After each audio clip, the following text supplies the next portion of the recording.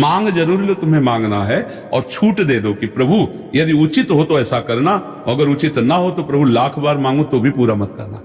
ये भक्तों की मांगे होती हैं, ये सत्संगियों की मांगे होती है कि नाथ मेरी आवश्यकता तो है, अगर आपको उचित लगे तो आप दे देना, और अगर उचित ना लगे तो मेरे मांगने पर भी आप ना देना। ये जब ये बात बनी रहती है कि जितना नाम जप होना चाहिए उतना नहीं होता, उतना, ये बात तो हमारे में भी है।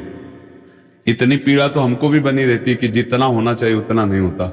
इतनी पीड़ा हम अपने गुरुदेव भगवान में भी देखी। एक दिन उन्होंने कहा क्या बताएं, जीवन निकल गया, छक के नाम जपने को नहीं हुआ, रात दिन मंत्र में नाम में लगे, रात दिन 10 वर्ष समीप रह के सेवा में रहे। तो देख बोले क्या बताऊं, पूरी जिंदगी निकल गई, छक के नाम जपले को नहीं मिला। तो भगवत भजन करने वाले में भजन की इतनी भूख बढ़ जाती है कि रात दिन भजन करने पर भी उसको ऐसा अनुभव होता है कि जैसा होना चाहिए वैसा। यही अखंड भजन बनाता है, यही अखंड। पर इस अखंड भजन होते हुए भी रोना आएगा कि प्रभु मुझे भजन करने की रुचि दे दो। यही भजन, असली भजन का ही फल है। भजन करते हुए भजन की इतनी भूख होना कि भगवान से भजन ही मांगना कि प्रभु मुझे भजन करते। अभी वो भजन नहीं होता जैसा प्रेम से होना चाहिए। हर एक महात्मा को, हर एक भजनानंदी को अनुभव होगा, और ये अगर हुआ तो भजन अखंड होने लगेगा। क्योंकि हम जिसकी पीड़ा महसूस करते हैं उसको हम भूलना कैसे बर्दाश्त कर पाएंगे, तभी वो अखंड स्मृति कर पाता है। और जो संतुष्ट हो जाता है भजन में, वो भजनानंदी नहीं होता। जो भजन में असंतुष्ट और भोगों में संतुष्ट रहता है वही भजनानंदी कहा जाता है। अपनी बात कहते हैं, मुझे तो गुरुदेव ने संभाला, नहीं तो साधन भजन हो रहा था और वो अहंकार जनित था। जब गुरुदेव ने कृपा करी तो हमारे अहंकार को चकनाचूर हुआ।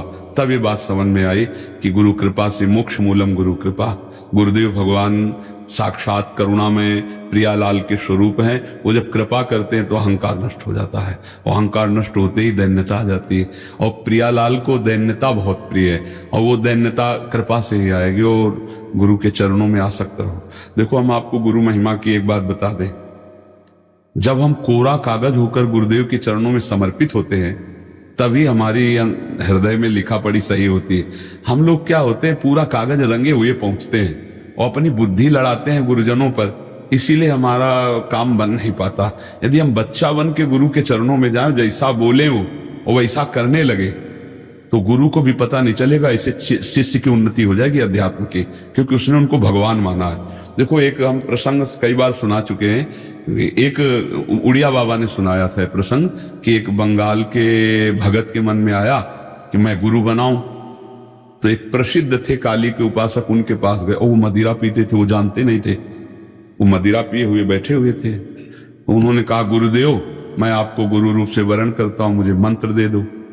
तो शराब के नशे में लड़खड़ाते हुए मंत्र बोले, तो अशुद्ध मंत्र और अशुद्ध अवस्था, पर वो सीधा सरल भक्त भगवान मान के गुरु की छवि लेके पूजा में रख के मंत्र अनुष्ठान, अशुद्ध मंत्र। 1 साल ही हुआ कि मां भद्रकाली प्रकट हो गई, काली, और उनका बेटा तेरा गुरु ढोंगी है। तो उनका मां, पहली बात तो आप गुरु को ऐसा ना बोले, गुरु हमारे परब्रह्म है, आप ऐसा ना बोले। बोले बेटा तो बहुत सरल है, जानता नहीं, वो शराब पीता है, और जो मंत्र दिया ना वो अशुद्ध है, मां ने कहा। तो उनका मां, अब तो और विश्वास आपकी बात पे नहीं रहा। अगर गुरु ने अशुद्ध मंत्र दिया होता तो तुम 1 साल में आ गए, कैसे आ गए?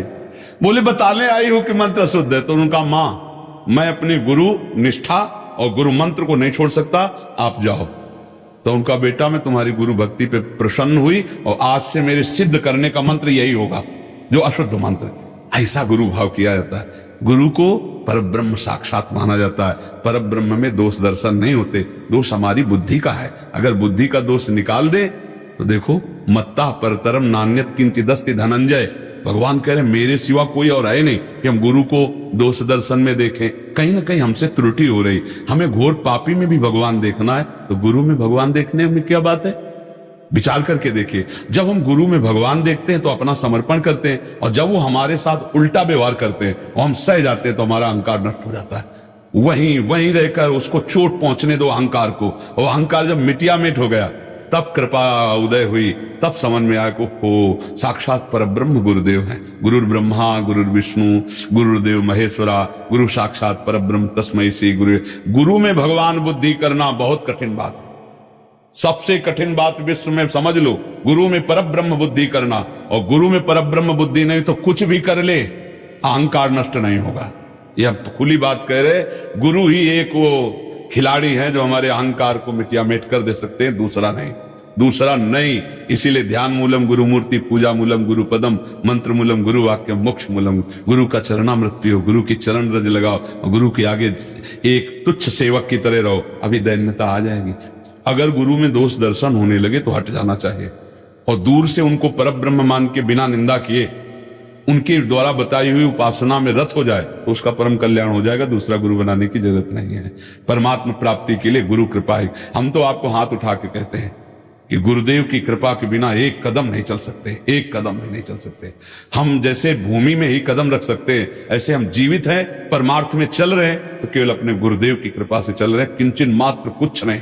केवल वो ऐसे पकड़े हुए हैं तो हम चल रहे हैं, अगर वैसे छोड़ दें तो धम्म में से गिर जाए। गुरु कृपा ही केवलम, गुरु कृपा है। वो दैन्यता गुरु कृपा से आती। महाराज जी धन्य भाग है आपकी कि आप दैन्यता चाहते हैं। हाँ, परम कृपा है वैष्णव आचार्यों की। बस चुपचाप चलते रहिए, किसी की निंदा मत करना और किसी के दोष दर्शन मत करना, बस इसी से दैन्यता आ जाएगी। और दैन्यता में रोना आता है, जैसे अब आपका दैन्यता में रोना आता है कि मुझ जैसे अधम पर इतनी कृपा श्री कृष्ण की, महाप्रभु की, गुरु की, तो वो हृदय निर्मल होता चला जाता है। जब रुदन होता है ना प्रभु के, उसमें इससे ज्यादा और किसी तीर्थ में नहीं पवित्रता है जितनी रुदन में पवित्रता है। हाँ, रुदु सुश्रम राजन कृष्ण दर्शन लालसा, जब अपने प्यारे प्रभु के लिए रोना आता है तो हृदय निर्मल, तार तार निर्मल हो जाता है। और कबीरदास जी कहते हैं कि बिन रोए किन पाइया प्रेम प्यारा मीत, कबीरा हंसना छोड़ दे रोने से कर प्रीत, बिन रोए किन पाइया प्रेम प्यारा मीत। पर भगवान की 3 प्रकार की लीला है, एक है सृजन और एक है पालन और एक है संहार। और तीनों लीलाएं होंगी, पक्का होंगी। जैसे सृजन जरूरी है, पालन जरूरी है, ऐसे विनाश भी जरूरी है। तो देखो, इस शरीर को कहा गया विनाशी और इस लोक को कहा गया मृत्यु लोक।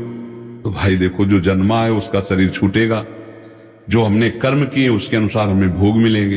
अब हम भगवान से भजन के बल से, उनके प्रार्थना के बल से हमको क्षमा याचना करवा सकते हैं। तो अपने पुत्र के लिए, अपने कल्याण के लिए, अपने परिवार के कल्याण के लिए, समाज के मंगल के लिए भगवान का नाम जप करे, भगवान से प्रार्थना करे, दूसरों को सुख पहुंचावे, धर्म पूर्वक आचरण करे तो निश्चित मंगल होता है। हाँ, बहुत अच्छा है। देखो, यशोदा मैया स्वयं भगवान लाला के रूप में आयला तो गौ की पूंछ से झाड़ना और ब्राह्मणों को बुलाकर स्वस्ति वाचन कराना, दान देना, मेरा लाला कन्हैया सुरक्षित रहे। क्योंकि बड़े बड़े आक्रमण हुए ना, पूतना है, तृणावर्त, अघासुर, बकासुर, तो मैया घबरा जाती थी कि दुनिया की बलाए हमारे लाले के पीछे काहे पड़ी।